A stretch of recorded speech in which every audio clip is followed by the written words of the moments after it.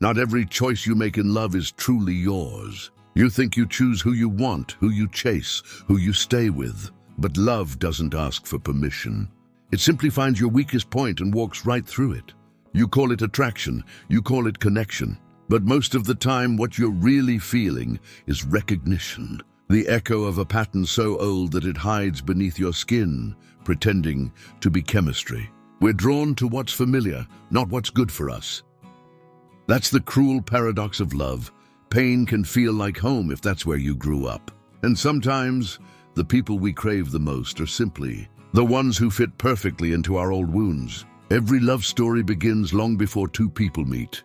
It begins in childhood, in the silence of unmet needs, in the way we learned to beg for attention, in the faces that looked away when we cried. Those moments carve invisible maps in the heart. And later in life we follow them blindly, mistaking the familiar path for destiny. You meet someone who triggers that same emotional frequency. It feels electric. You tell yourself this is fate. But what you're really saying is, this feels like home. Psychology calls it repetition compulsion.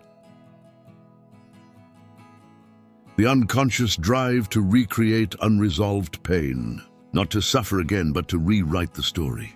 You think, if I can make this one love me, maybe I can fix what my past broke. But you can't heal a wound by reopening it with new faces. Desire is never random. It's memory disguised as passion.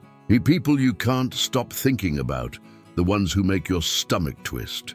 They're not new chapters. They're reflections of old ghosts. The human brain confuses intensity with intimacy.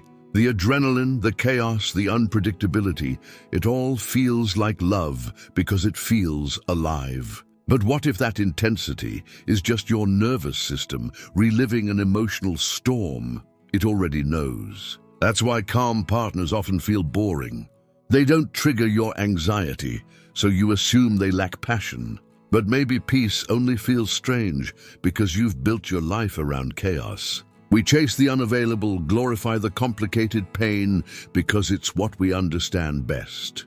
We'd rather suffer in something familiar than heal in something new.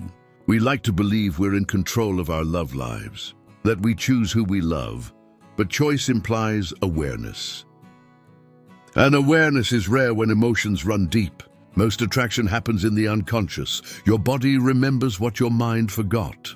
It remembers the tone of a voice that once comforted you, the silence that once punished you, the unpredictability that once defined your childhood.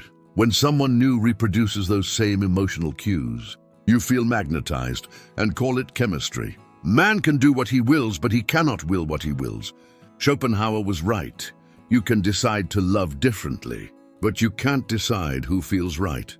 Because feeling right is often just your trauma saying hello again. Pain can be seductive. It gives us a story. It makes us feel alive.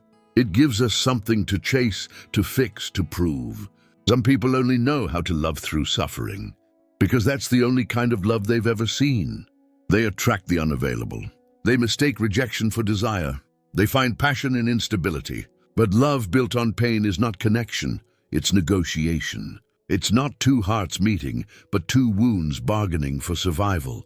We return to pain, not because we enjoy it, but because it's predictable. You already know how the story ends, and the unknown feels scarier than heartbreak. Awareness is the first rebellion. Once you see the pattern, you can't unsee it. You begin to question the chemistry. You ask, am I drawn to this person, or to the pain they represent? That question changes everything. It's when love stops being a reflex and becomes a choice. Healing isn't about avoiding love. It's about learning to stay when it's calm, to feel safe in peace, to find comfort in someone's consistency rather than in their chaos. The challenge isn't to stop loving. It's to love consciously, to see the story before you repeat it, to choose the unfamiliar, not because it's exciting, but because it's healthy. You don't gain freedom by rejecting love, but by understanding it. The more you see, the less your wounds control you. You start to see people for who they are, not what they represent. You stop chasing ghosts. You stop needing to fix. You no longer need to prove things. Maybe true choice isn't the freedom to love anyone. Maybe it's the strength to walk away from what hurts, even when it feels like home. Love is not a fairy tale. It's a mirror. It shows you what's unhealed, what's unresolved, what's still waiting. The people you meet are not coincidences. They're teachers. Each heartbreak is a graduation. Each attraction a clue. Each goodbye a lesson. Maybe love's purpose was never happiness, but awareness. To turn your pain into understanding. To lead you back to yourself. Because in the end, the illusion fades. And what remains is truth. You were never choosing love. You were learning it.